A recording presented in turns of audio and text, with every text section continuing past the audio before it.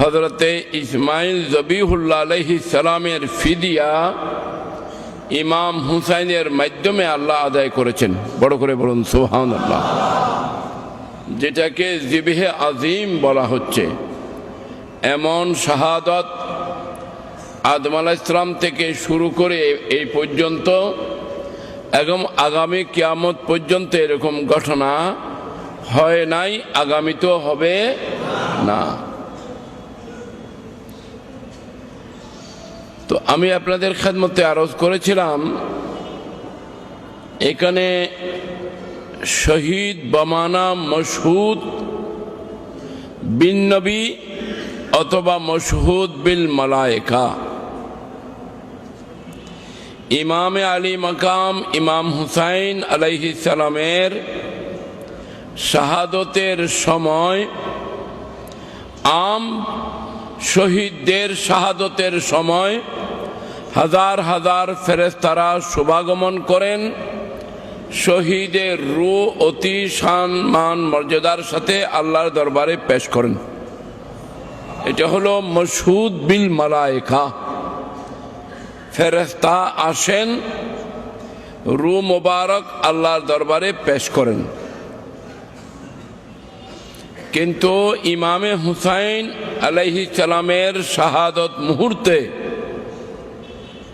ময়দানে কারবালায় শাহাদত গাহের মধ্যে শুধু নুরানি ফেরেশতা তশরিফ আনেন নাই, বরং সেখানে স্বয়ং আমার নবী তশরিফ এনেছিলেন।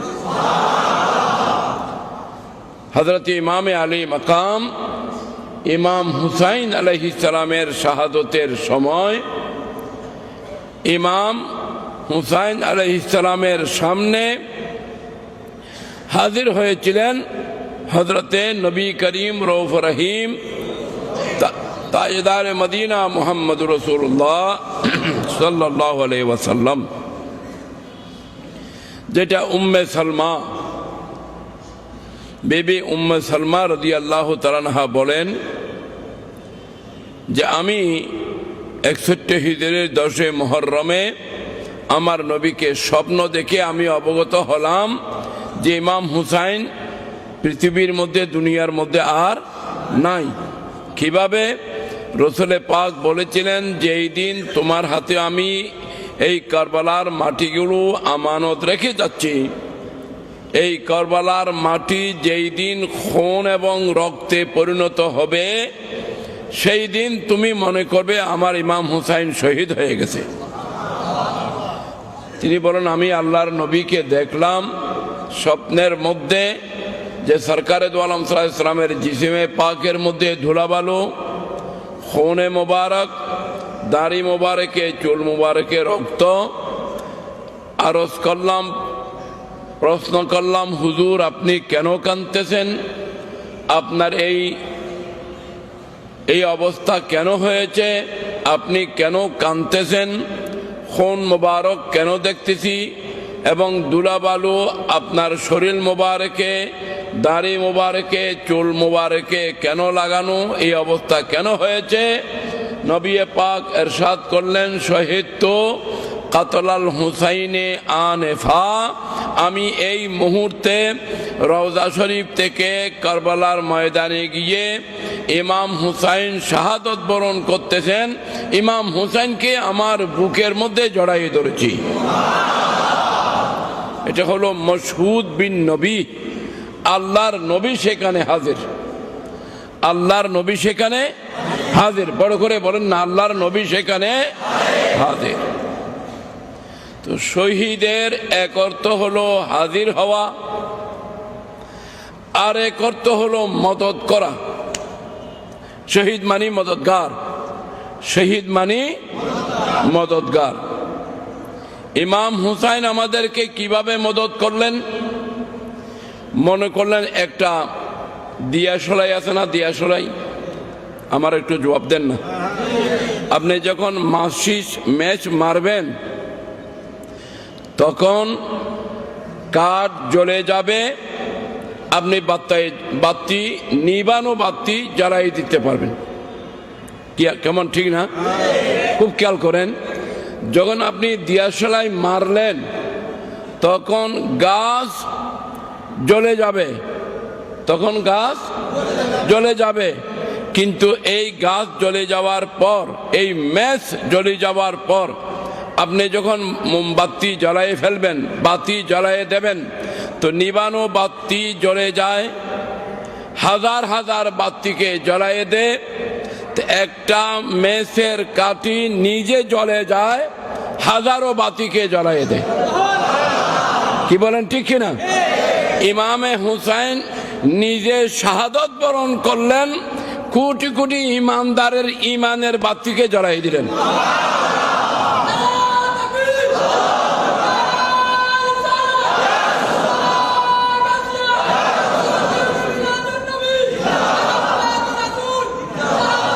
আপনারা হয়তো বলবেন যে হুজুর শহীদ মানি মদদগার, এটা কি আপনি পকেট থেকে বাইর করে দিলেন? না, আমার পকেটের কথা না, এটা আল্লাহর কোরআনের কথা। কোরআনে কারীমের মধ্যে একটা আয়াত আছে না, ওয়াদউ শুহাদাআকুম, আছে না কোরআন শরীফে প্রথম পারা? আপনাদের মনে পড়তেছে কিনা দেখেন না, ওয়াদউ শুহাদাআকুম মিন দুনিল্লাহি ইন কুনতুম সাদিকিন। শুহাদা বহু বচন, এক বচনে শহীদ। এখানে শহীদ মানি মদদগার। তোমরা তোমাদের সাহায্যকারীকে ডাকো, তোমরা তোমাদের সাহায্যকারীকে ডাকো। তো এখানে শুহাদা শহীদ থেকে শহীদ মানি মদদগার, শহীদ মানি, তো শহীদের এক অর্থ হলো কি? মদদগার। তো এখানে শহীদ মানি মদদগার। শহীদ যেভাবে ইমাম হুসাইন শহীদ, আবার আমার নবীর এক নামও আছে শহীদ। নবীরও এক নাম কি আছে? শহীদ, মদদগার। তো নবী কিভাবে মদদ করলেন? যেমনি ভাবে আমি জুমাতে বলেছিলাম, হয়তো অনেকেই প্রশ্ন করবে, নিজের নাতি শহীদ হয়ে গেলেন, নবী কিছু করলেন না, আবার নবী আমাদেরকে কি মদদ করবে? এরকমের প্রশ্ন তো কেউ করতে পারে, কি বলেন, পারে কিনা? আমি বললাম না, আসল বিষয় সেটা না। নবী মদদগার, এটা বাস্তব এবং সত্য। যেমন মনে করেন একজন লোক রোজাদার, বড় গরম পড়তেছে, পানিরও বড় পিপাসা, পেটের মধ্যেও বড় খিদা, যন্ত্রণায় কষ্ট পাচ্ছে। তার বিকাল 4টা, 4:30 বাজে গেছে, পিপাসার কারণে জিহ্বা বের হয়ে আসছে। আপনি তার কাছে কি এক গ্লাস ঠান্ডা রুয়াবজা শরাব নিয়ে যাবেন যে ভাই জিহ্বা বার হয়ে যাচ্ছে, তাড়াতাড়ি শরবত আনলেন, ভাই এই শরবতটা খেয়ে জানটা রক্ষা করো? আপনি যদি তাকে শরবত খাওয়াইয়া জান বাঁচাইতে চান, আপনি কি তার সাহায্য করলেন না দুশ্মনী করলেন? ওই আপনারা তো বোধহয় বুঝেন নাই। রোজাদারের পিপাসার কারণে তার জিহ্বা বার হয়ে যাচ্ছে, আর আপনি বলতেছেন যে ভাই তাড়াতাড়ি করি এই শরবতটা খাইয়ে নাও, তোমার জান রক্ষা হইব। জান বাঁচাইবার লাগে আপনি শরবত খাওয়াইলেন, এইটা কি শরবত খাওয়ানো হইলো না বিষ খাওয়ানো হইলো? কারণ আপনার উচিত ছিল একথা বলা, ভাই সুবহে সাদেক থেকে সারাদিন আল্লাহকে রাজি করার জন্য উপবাস রয়েছেন, সারাদিন আপনি কিছু খান নাই, এই মাত্র 30 মিনিট বাকি আছে, আপনার জন্য রহমতের ফেরেশতারা দাঁড়াই আছে। আপনি এইদিকে শরবত মুখে নিবেন, আল্লাহর দিদারের শরবত আপনার জন্য অপেক্ষা করবে। আল্লাহ আপনাকে রেজামন্দি দিবেন, আল্লাহ আপনার গুনাহ মাফ করে দেবেন, আপনার উসিলায় রহমত ও বরকত নাযিল হবে। আর বেশি কষ্ট করা লাগবে না, সারাদিন কষ্ট করেছেন, একটু অপেক্ষা করেন, কিছুক্ষণ পরেই ইফতার হয়ে যাবে। এই বলে আপনি তাকে যদি রোজাটা কোনো রকমে পূর্ণ করে দিতে পারেন, এটা আপনার পক্ষ থেকে সাহায্য হবে না দুশ্মনী হবে? তো এখন আমার প্যারা নবী সরকারে দো আলম সাল্লাল্লাহু তাআলা আলাইহি ওয়াসাল্লাম ইমামে আলী মাকামকে যদি এই শাহাদতের মাকাম উত্তরণ করতে না পারতেন, যদি শাহাদতের সবরের মাধ্যমে, ধৈর্যের মাধ্যমে 9 তারিখ জিলহজ্জার আমার প্যারা নবী রওজা মোবারক থেকে সেই ময়দানে কারবালার জমিনে খিমার মধ্যে গিয়ে ইমামে হুসাইন আলাইহিস সালাম কোরআনে কারীম তেলাওয়াত করতেছেন, আমার নবী গিয়ে সেই কারবালার তাবুর মধ্যে ইমাম হুসাইনকে জড়াইয়ে দিলেন এবং বললেন, ইয়া আল্লাহ, আমি রওজা শরীফ থেকে কারবালার জমিনে এসেছি আমার ইমাম হুসাইনকে তোমার কুদরতের হাতে হাওয়ালা করার জন্য। আল্লাহুম্মা আতিল হুসাইনা সাবরান ওয়া আজরা, আল্লাহ আমার হুসাইনকে তুমি সবর দান করো, আমার হুসাইনকে আজর দান করো, যে আজরের দ্বারায় আমার সমস্ত উম্মতের বেড়া পার হয়ে যাবে। এটা হাদিসে পাক, আমি যেটা পড়লাম এটা হাদিস শরীফ। আল্লাহুম্মা আতিল হুসাইনা সাবরান ওয়া আজরা, আল্লাহ আমার হুসাইনকে তুমি সবর দান করো। প্রথম নম্বরে কি, একটু বাড়াই দাও না, একটু বাড়াও। প্রথম নম্বরে কি বললেন? সবর। আল্লাহ আমার হুসাইনকে সবর দান করো। আল্লাহর নবী বলতেছেন আমার হুসাইনকে তুমি ধৈর্য দাও, আমার হুসাইনকে তুমি সবর ধারণ করার শক্তি দাও। কারণ হযরতে আলী আসগর রাদিয়াল্লাহু তাআলা আনহু চোখের সামনে শহীদ হবেন, সবর না থাকলে ধৈর্য ধারণ করতে পারবে না। আলী আকবর শহীদ হবেন, কাসেম শহীদ হবেন, হযরতে ইমামে আলী মাকাম ইমাম হুসাইনের সামনে আহলে বাইতে রসুল একে একে এমন ভাবে কষ্ট ভোগ করবেন যার কোনো নজির, যার কোনো দৃষ্টান্ত পৃথিবীর ইতিহাসে নাই, পৃথিবীর ইতিহাসে নাই। তো এখন যদি সবর না থাকে তাহলে ইমাম হুসাইন কিভাবে শাহাদতের মাকাম হাসিল করবেন? তাই আমার নবীজি বলতেছেন আল্লাহ আমার ইমাম হুসাইনকে তুমি সবর দান করো, আমার ইমাম হুসাইনকে তুমি সবর দান করো, ধৈর্য দান করো।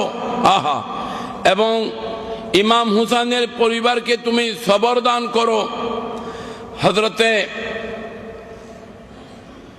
ইমামে আলী মাকাম ইমাম হুসাইন রাদিয়াল্লাহু তাআলা আনহু এই ময়দানে কারবালায়, কারবালার জমিনে এই সপরিবারে মস্তুরাত যারা পর্দানসীন তাদেরকে নিয়ে যেই অবস্থার মধ্যে উপনীত হয়েছিলেন, যদি সবরের শক্তি মজবুত না হতো তাহলে কখনো ইমাম হুসাইন এত বড় মাকাম তাই করা সম্ভব হতো না। বলতেছেন আল্লাহ তুমি সবর দান করো, ধৈর্য দান করো এবং আজর দান করো। আল্লাহ ওজরত দান করো, ওজরত বদলা দান করো। কেমন বদলা? রওয়ায়াতের মধ্যে হযরতে সদরুল আফাজল নঈমুদ্দিন মুরাদাবাদী রহমতুল্লাহ আলাইহ শহীদে কারবালা তার কিতাবের মধ্যে লিখতেছেন ইমাম আলী মাকাম ইমাম হুসাইন আলাইহিস সালামকে শহীদ করার পরে তখন নেজার মধ্যে গেতে কারবালার জমিনের মধ্যে ঘুরাচ্ছিল 10ই মুহররম। তখন ইমাম হুসাইন আলাইহিস সালাম আল্লাহর দরবারে জবানে বলতেছিলেন যে আল্লাহ আমি তো কারবালার জমিনে 2 রাকাত নামাজের নিয়ত করেছি, আমার নিয়ত তো 2 রাকাত নামাজের।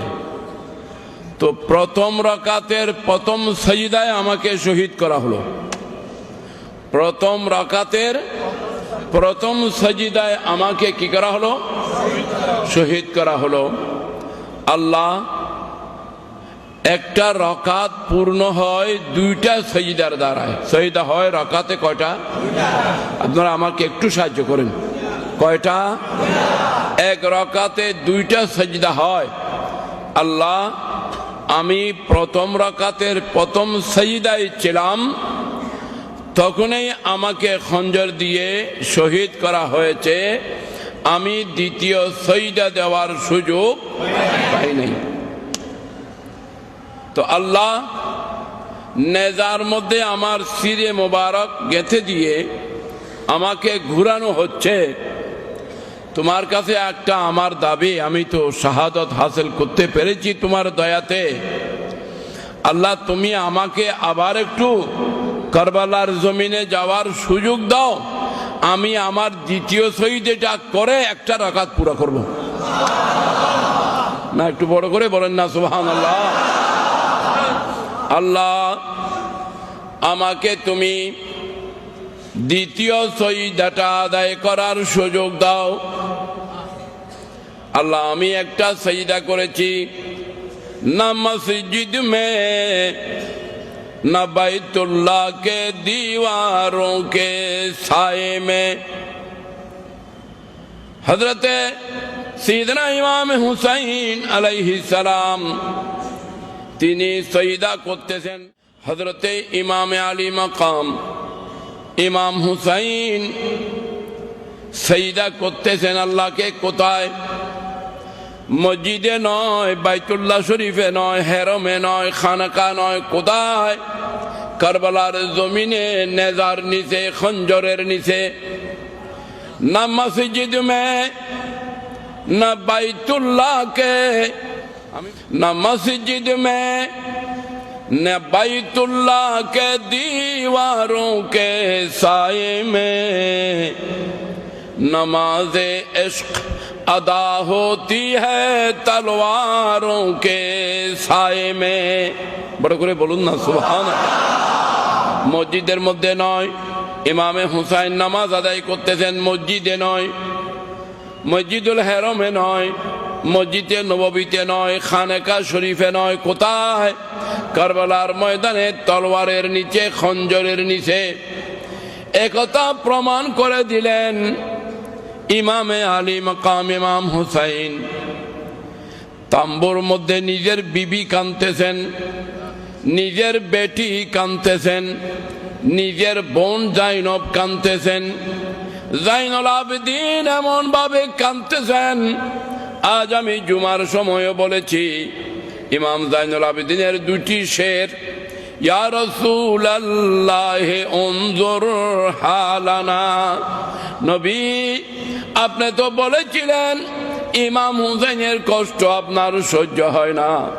ইয়া রাসূলুল্লাহ, মা ফাতেমা যদি ইমাম হুসাইনকে কাঁদতো তখন আমার নবী বলতেন, ফাতেমা হুসাইনকে কাঁদাইও না, আমি নবী সহ্য করতে পারি না। ইয়া রাসূলুল্লাহ, যেই হুসাইনের ক্রন্দন আপনি সহ্য করতে পারেন না, যেই হুসাইনের দুঃখ আপনার সহ্য হয় না, মসজিদে নববীতে আপনি সাজদায়, ইমাম হুসাইন আপনার গর্দানে। আল্লাহ জিবরিল আমিনকে পাঠিয়ে দিলেন, জিবরিল আমার নবীকে বলে দাও ইমাম হুসাইন যতক্ষণ স্বেচ্ছায় আমার নবীর গর্দান মোবারক থেকে নেমে না যাবে, আমার নবী যেন মসজিদে নববীর সাজদা থেকে সর মোবারক না উঠান। বড় করে বলুন সুবহানাল্লাহ। যেখানে ইমাম হুসাইনের প্রতি ইয়া রাসূলুল্লাহ আপনার এই মায়া, সেই হুসাইনের উপরে এই দুঃখ, আপনি একটু কারবালার দিকে তাওয়াজ্জু করেন না। বড় করে বলুন সুবহানাল্লাহ। ইয়া রাসূলুল্লাহ উনজুর হালানা, ইয়া হাবিবাল্লাহ ইসমা কালানা সালাতুনিয়া।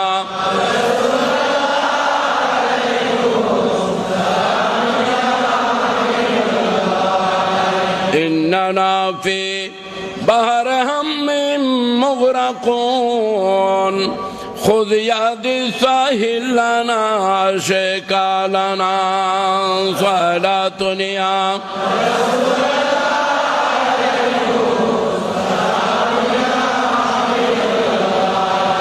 ইয়া রাসূলুল্লাহ, আপনি একটু কারবালার জমিনের দিকে তাওয়াজ্জু দেন। নবী পরিবারের উপরে এই জুলুম এবং অত্যাচার চলছে, আপনি একটু মেহরবানি করুন।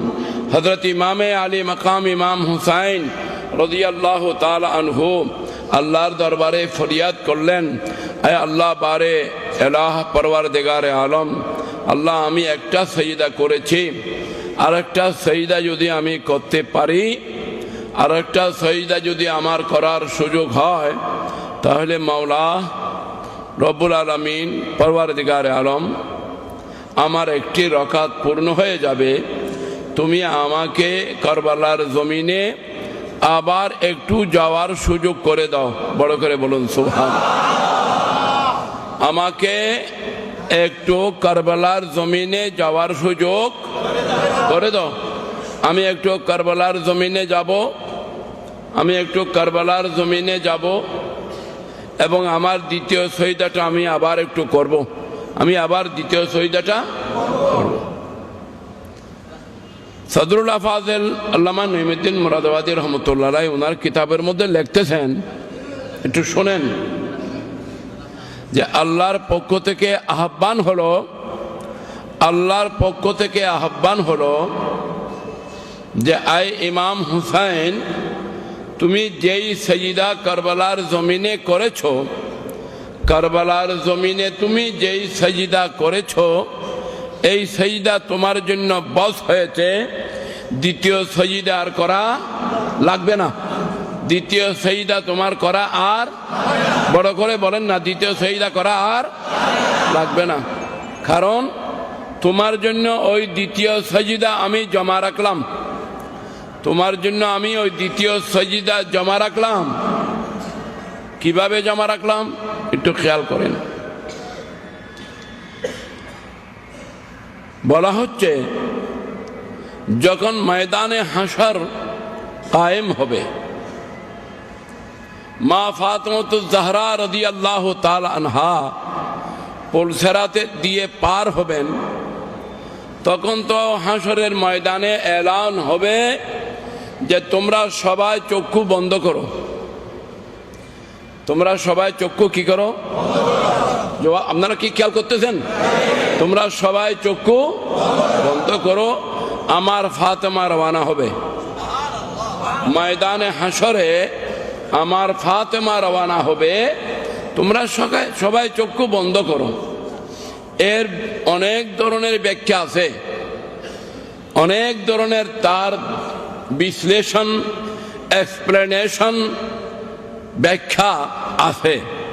কিন্তু একটা ব্যাখ্যা এটাও আছে, খেয়াল করবেন, অন্যদিকে খেয়াল করলে বুঝে আসবে না, কিন্তু পরিষ্কার কথা। একটা ব্যাখ্যা এটাও আছে, আল্লাহ সমস্ত হাসরবাসীর চক্ষু কেন বন্ধ করাবেন? আল্লাহ হাসরবাসীর চক্ষু কেন বন্ধ করাবেন যখন মা ফাতেমার সওয়ারি যাবে?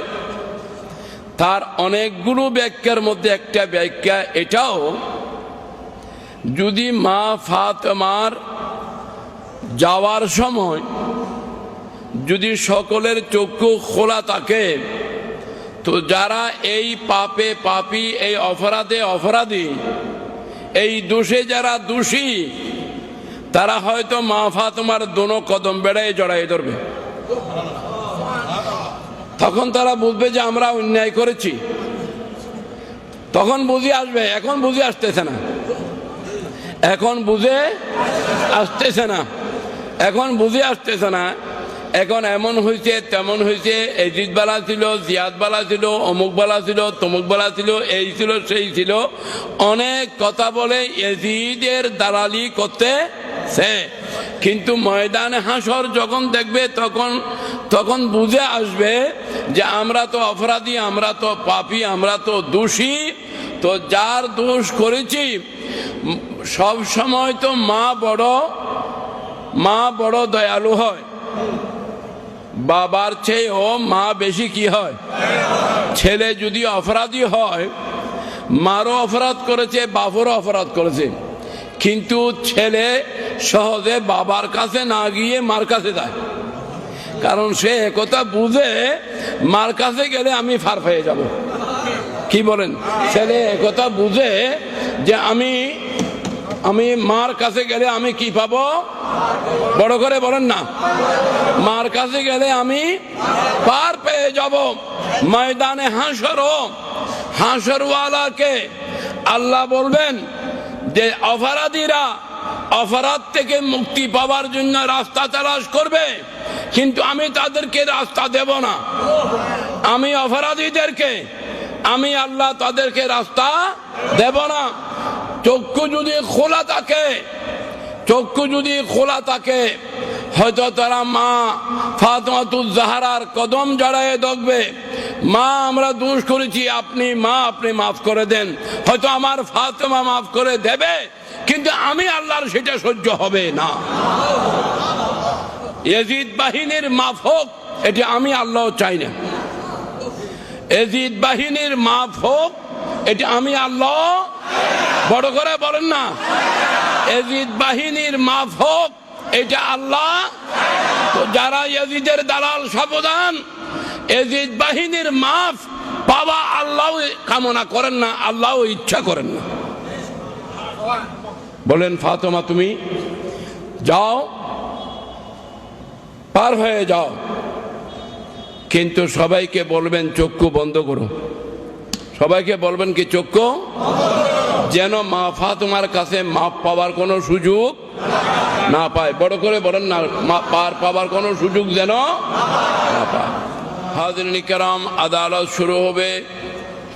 আমার নবী হাজির ময়দানে হাশর, নবী করিম সাল্লাল্লাহু আলাইহি ওয়াসাল্লাম মौजूद, মা ফাতেমাতুজ জাহরা রাদিয়াল্লাহু তাআলা আনহা মौजूद, ইমামে হাসান ও হুসাইন মौजूद। আদালত যখন শুরু হবে, বিচার যখন শুরু হবে, তখন আল্লাহ পাক রব্বুল আলামিন হাকিমুল হাকিমিন বলেন, হে হুসাইন তুমি সামনে আসো। এখন আমার ইমাম হুসাইনের শান আল্লাহ জাহির করবেন। ইমামে আলী মাকাম ইমাম হুসাইনের শাহাদতের শান, ইমাম হুসাইনের এই ত্যাগার কোরবানির শান, মা ফাতেমাতুজ জাহরার শান, মাওলা আলী শের খুদার শান। আল্লাহু আকবার।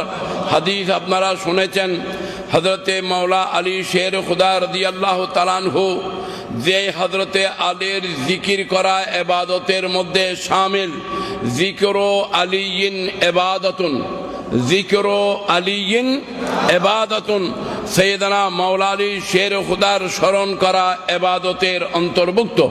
সাইয়েদনা মাওলা আলী শের খুদার স্মরণ করা ইবাদতের অন্তর্ভুক্ত। আন নজরু ইলা ওয়াজহে আলীয়িন ইবাদাতুন, মাওলা আলী শের খুদার দিকে নজর করা ইবাদতে শামিল।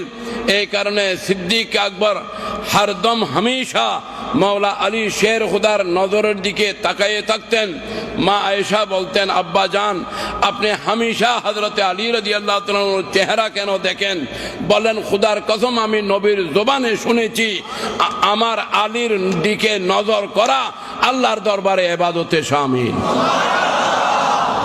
হাজরিন কিরাম, যাকে দেখা ইবাদত, যার স্মরণ করা ইবাদত, যার ইয়াদ করা ইবাদত, যাকে আমার নবী এলমের শহরের দরওয়াজা বলেছেন, আনা মদিনাতুল ইলমে ওয়া আলিয়ুম বাবুহা।